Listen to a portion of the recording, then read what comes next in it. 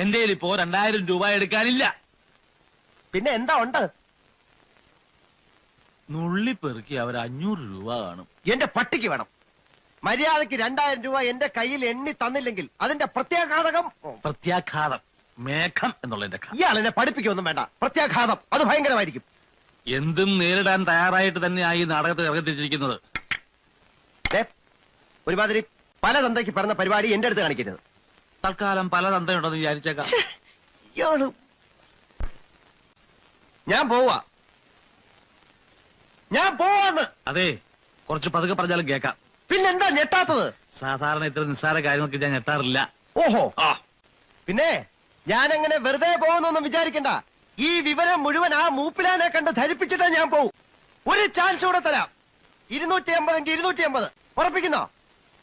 രണ്ടുപേരോടും കൂടെ ചോദിക്കുന്നത്. എടോ, തനിക്ക് നാണമില്ലേടോ?